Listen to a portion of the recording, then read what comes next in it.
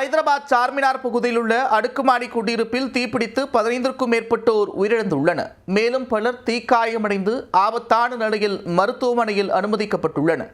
அடுக்குமாடி குடியிருப்பில் தீப்பிடித்தது எப்படி?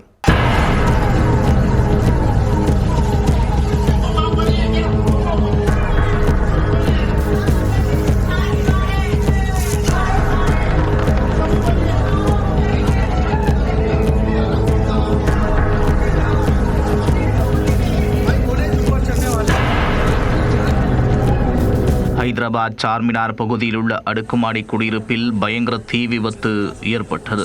தீக்கு இரையாகி 15க்கும் மேற்பட்டோர் உயிரிழந்துள்ளனர். குடும்ப உறுப்பினர்களை இழந்து உயிருக்கு போராடும் மேலும் பல உயிர்கள்.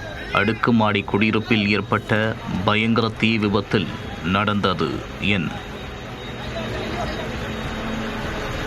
தெலுங்கானா மாநிலம் ஹைதராபாத் சார்மினார் பகுதியில் உள்ள அடுக்குமாடி குடியிருப்பில் இன்று அதிகாலை 6:30 மணிக்கு பயங்கர தீ விபத்து ஏற்பட்டது.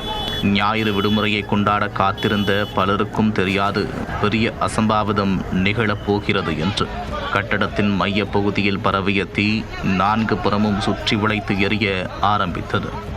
அப்போது குடியிருப்பில் வசித்து வந்தவர்கள் பலரும் உறங்கிக் கொண்டிருந்தனர்.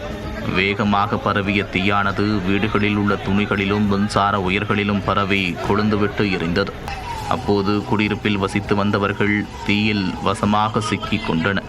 கட்டடத்தில் தீ பிடித்தது தெரியவர பெண்கள், குழந்தைகள் என பலரும் கத்தி கூச்சலிட்டு கதறி எழுதுள்ளனர். ஆனால் யாராலும் அங்கிருந்து வெளியேற முடியாமல் நிலைமை மோசமாக அதில் பலர் தீக்கிரையாகினர். தகவலறிந்து வந்த தீயணைப்புத் துறையினர் நீண்ட நேரம் போராடி தீயை கட்டுக்குள் கொண்டு வந்தனர். இருப்பினும் தீயின் தாக்கத்தால் பலர் மயக்கமடைந்த நிலையில் மீட்கப்பட்டனர். பலத்த காயமடைந்த 20க்கும் மேற்பட்டோர் சிகிச்சைக்காக அருகிலுள்ள மருத்துவமனைகளுக்கு கொண்டு செல்லப்பட்டனர்.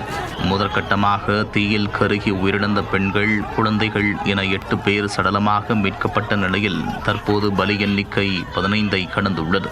வரலாற்று சிறப்புமிக்க சார்மினார் அருகே அரங்கேறிய இந்த தீ விபத்து நாடு முழுக்க பெரும் சோகத்தை ஏற்படுத்தியுள்ளது. கட்டடத்தில் தீ பிடித்தது எப்படி? மின்கசிவு ஏற்பட்டு அசம்பாவிதம் நிகழ்ந்திருக்குமா உள்ளிட்ட கோணங்களில் சந்தேகம் எழுந்துள்ளது. உயிர் பலி எண்ணிக்கை மேலும் அதிகரிக்கக்கூடும் என்ற அச்சம் எழுந்திருக்கும் நிலையில் சம்பவம் தொடர்பாக போலீசார் வழக்கு பதிவு செய்து விசாரணை மேற்கொண்டு வருகின்றனர். குடும்ப உறுப்பினர்களை இழந்து தவிக்கும் பலரும் கண்ணீருடன் சிகிச்சை பெற்று வருகின்றனர்.